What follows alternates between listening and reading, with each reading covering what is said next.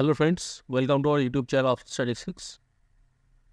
তো ফ্রেন্ডস, এখানে আমরা দেখতে পাচ্ছি নিফটি আজকে 21,462 অর্থাৎ 460-এর উপর ক্লোজিং দিয়েছে এবং 460 লেভেলটা কেন ইম্পর্টেন্ট সেটাও আমরা ডিসকাস করব এবং আজকে কী কী অপরচুনিটি ছিল সেটাও আমরা ডিসকাস করবো। এবং আজকে যদি দেখা যায় নিফটির এই যে ক্যান্ডেল ছিল সেই ক্যান্ডেলের লো ছিল অলমোস্ট 21,285, অর্থাৎ 300 নিচে কিন্তু মার্কেট যাওয়ার চেষ্টা করেছিল এবং আলটিমেটলি 400 450-এর উপরে কিন্তু এখানে ক্লোজিং হয়েছে।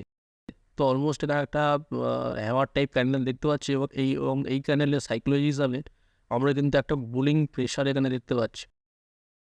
এখানে একটা হ্যামার মানে প্রাইস কিন্তু 300 নিচে ক্লোজিং দিতে চেয়েছিল, কিন্তু এখানে কিন্তু বুলিং প্রেশার একটু দেখা যাচ্ছে এখানে।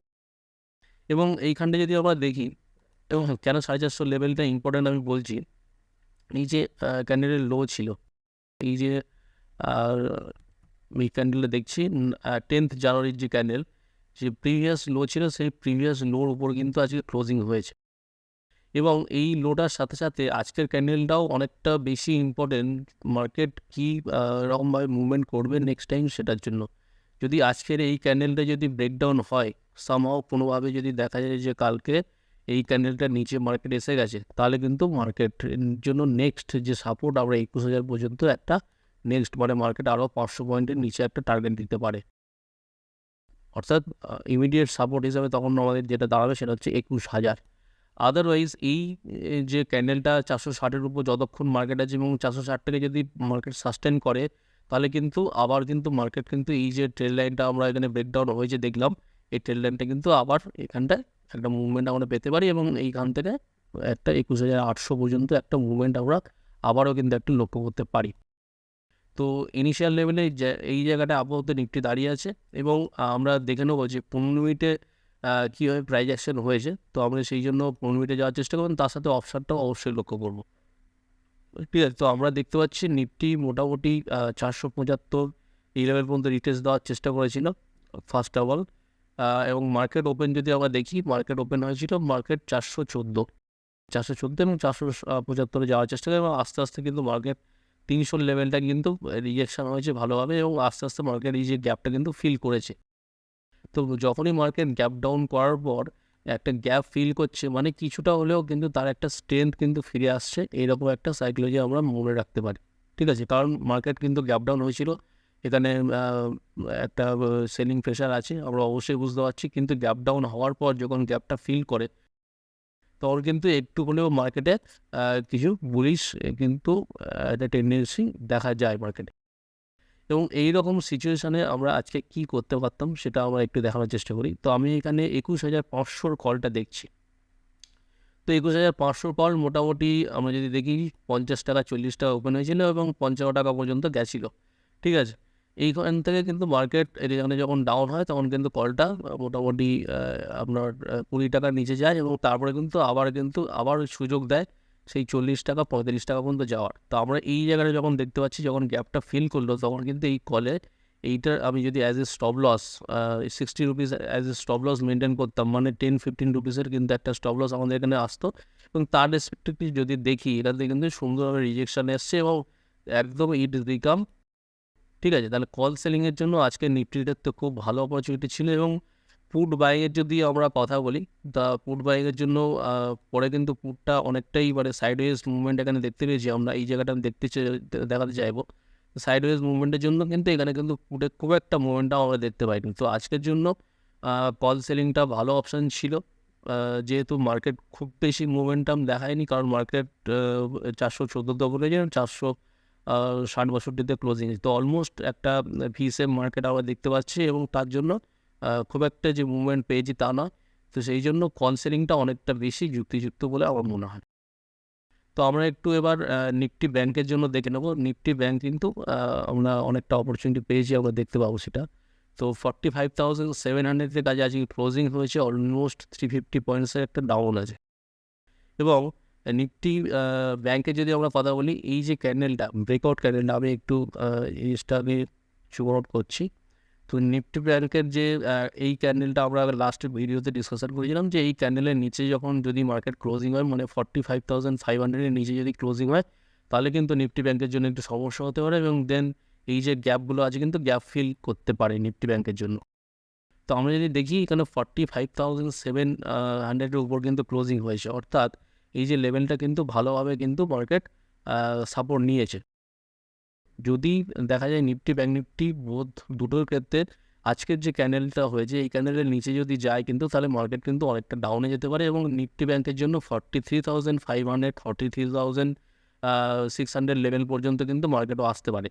এবং তার আগে একটা নেক্সট একটা সাপোর্ট আছে, সেটা হচ্ছে 44,400 অবশ্যই সাপোর্ট আছে। তো এখানে একটা লং মানে 1-2 দিনের জন্য আমরা যদি দেখি, এটা যদি ব্রেকডাউন হয় তাহলে কিন্তু 43,500 পর্যন্ত মার্কেট আসতে পারে।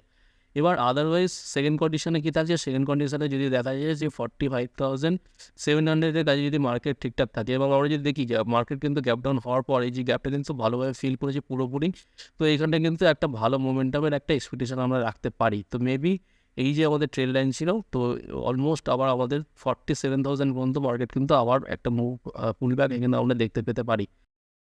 তো এই ধরনের প্রাইজেকশন দেখতে পেয়েছি জেনারেলি। এবং আজকের জন্য 15 মিনিটসে কী কী ছিল আমাদের নিফটি ব্যাংকে আমরা একটু দেখার চেষ্টা করি, এবং নিফটি ব্যাংকে খুব ইজিলি আমরা খুব ট্রেড করতে পারতাম, কারণ এই যে ট্রেড লাইনটা আমরা দেখতে পাচ্ছি 17 তারিখ, অর্থাৎ কালকে, এবং 18 তারিখ আজকে, ঠিক আছে। তো 17 তারিখের রেসপেক্ট আমরা যদি একটা ইম্পর্টেন্ট ট্রেড লাইন আমরা পাচ্ছি 15 মিনিটে এইটা, ঠিক আছে। তাহলে ইম্পর্টেন্ট 17 তারিখের জন্য এবং 18 তারিখের জন্য দুটো মিলিয়ে আমাদের এই যে ট্রেড লাইনটা আমরা পাচ্ছি, এই ট্রেড লাইনটা যদি নিফটি ব্যাংক যদি ব্রেকআউট করে তাহলে কিন্তু তার জন্য খুবই ভালো জিনিস।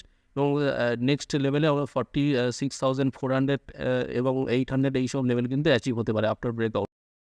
এবং ডাউন সাইডের জন্য অবশ্যই যে আজকে লোটা করেছিল, এই লোটা অবশ্যই মার্কেট উপরে থাকতে হবে, এবং ডাউন সাইডে যদি এইটা অ্যাচিভ হয় তাহলে কিন্তু আমাদের 43,500 লেভেল পর্যন্ত মার্কেট এখানে আমরা দেখতে পেতে পারি। এবং আমরা এবার আসি মোটামুটি যে আজকে কী কী অপরচুনিটি হতে পারতো মার্কেটে, ঠিক আছে। তো আমরা এখানে যদি দেখতে পাই, তো সেম জায়গা থেকে কিন্তু এখানে রিজেকশান এসছে মার্কেটে, এবং এখানটা আমরা কল সাইডেও আমরা যদি দেখি 46,200 কল, তো এখান থেকেও সেম সাইডে এখান থেকে আমাদের রিজেকশান দেখতে পাবো। এবং আমরা যদি পুট সাইডে দেখি, ঠিক আছে, পুট সাইডে আমরা যদি দেখি, এবং লাস্টে যখন এটার ফল হলো তখন কিন্তু আমরা এখানে একটা ব্রেকডাউন আমরা পেয়েছি। তো ইজিলি ব্রেকডাউন আমরা নিফটি ব্যাংকে অনেকগুলো আজকে অপরচুনিটি পেয়েছি। তো ইজিলি ব্রেকডাউন এখানে কিন্তু আমরা একটা ট্রেড এক্সিকিউট করতে পারতাম, এবং ইজিলি সেই টার্গেট কিন্তু এখানে অ্যাচিভও হয়েছে। এবার আমরা দেখি যে পুট বাইংয়ের ক্ষেত্রে কী কী সুবিধা ছিল। পুট বাইংয়ের জন্য আমরা দেখবো এখানে পুট বাইংয়ের ক্ষেত্রে কিন্তু এখানে একটা ব্রেকআউট ছিল, ইজি ব্রেকআউট, একদম সিম্পল প্রাইজেকশনের উপর ব্রেকআউট ছিল। পুট বাইং এবং কল যে সেলিংগুলোর আর বাইংগুলোর দুটোর ক্ষেত্রে কিন্তু এখানে ভালো অপরচুনিটি আমরা দেখতে পাচ্ছি, এবং কিন্তু এখানে ব্রেকডাউনও আছে। তো সিম্পল আজকে মোটামুটি প্রাইজেকশন দেখা গেছে ব্যাংক নিফটিতে। এবার আমরা একটু দেখে নেব যে রিলায়েন্স আজকে কী করেছে। তো রিলায়েন্স যদি দেখা যায়, মোটামুটি কিন্তু রিলায়েন্স একটা পুলব্যাক ক্যান্ডেল এখানে আমরা দেখতে পাচ্ছি। তো অলমোস্ট এই ক্যান্ডেলে কিন্তু ওপেন অ্যান্ড লো অলমোস্ট এখানে কিন্তু সেম, ঠিক আছে। এবং যদি দেখা যায় অলমোস্ট 0.5% পর্যন্ত ইনক্রিজ হয়েছে। তো রিলায়েন্স কী চাইছে যে 27 যে লেভেলটা আছে, এবং আজকের যদি লোটা দেখি 2700, এই যে লো, কিন্তু এই লোটার কিন্তু নিচে কিন্তু রিলায়েন্স যেতে চাইছে না এখন পর্যন্ত, ঠিক আছে। তো অ্যাজ পার ক্যান্ডেলের প্রাইস অ্যাকশন সাইকোলজি কী বলছো, এই যে হ্যামারটা আছে, এই যে হ্যামারটাই হ্যামারের কিন্তু লোটা কিন্তু ভালোভাবে রেসপেক্ট করছে।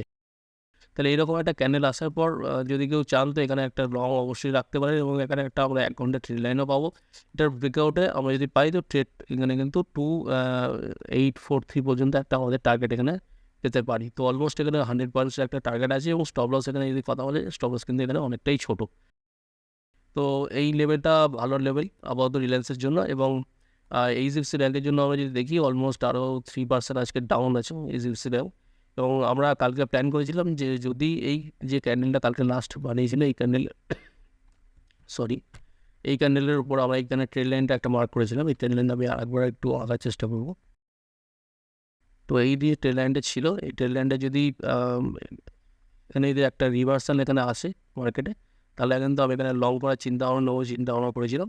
কিন্তু এখানে যদি দেখা যায় এখনও কিন্তু কোনো সেরকম আসেনি। এবং এইচডিএফসি ব্যাংকের জন্য যদি বলা যায়, এখানে কিন্তু ইমিডিয়েট এই যে লাইনটা আছে এটা কিন্তু ব্রেকডাউন হয়েছে, এবং এটা হওয়ার পরে কিন্তু এটা ইমিডিয়েট একটা সাপোর্টের কাছে আছে, ঠিক আছে। তো 1486 একটা ভালো সাপোর্ট এখানে আমরা দেখতে পাচ্ছি। এর আগেও এই জায়গা থেকে কিন্তু এইচডিএফসি ব্যাংকের একটা মুভমেন্ট এসেছিলো, এবং এই জায়গাটা ফেক ব্রেকডাউন করেছিল মার্কেট, এবং এখান থেকে কিন্তু একটা মুভমেন্ট দিয়েছিল। তো আজকের ক্যান্ডেলটা এইচডিএফসি ব্যাংকের জন্য খুব ইম্পর্টেন্ট। তো এইচডিএফসি ব্যাংক এখানে যদি দেখি, আমরা অলরেডি একটা হ্যামারও এখানে এসছে।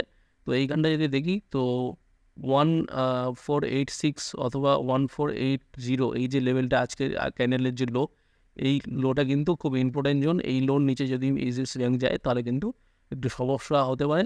আদারওয়াইজ এখান থেকে কিন্তু একটা মুভমেন্টের একটা এক্সপেকটেশন আমরা থাকছে। মানে এখানে যদি আমরা দেখি যে এখানে কোনো এনগালফিং ক্যান্ডেল আসলো বা কোনো ওয়েভেন ক্যান্ডেল আমরা যদি পাই তাহলে কিন্তু এইচডিএফসি ব্যাঙ্কের জন্য আমরা লংয়ে যেতে পারি। ঠিক আছে, তো আজকের ভিডিওটি এই পর্যন্ত। অসংখ্য ধন্যবাদ ভিডিওটি দেখার জন্য। যদি ভিডিওটি পছন্দ হয় অবশ্যই লাইক করুন, চ্যানেলটিকে সাবস্ক্রাইব করুন এবং বন্ধুদের সাথে শেয়ার করতে ভুলবেন না। Thank you.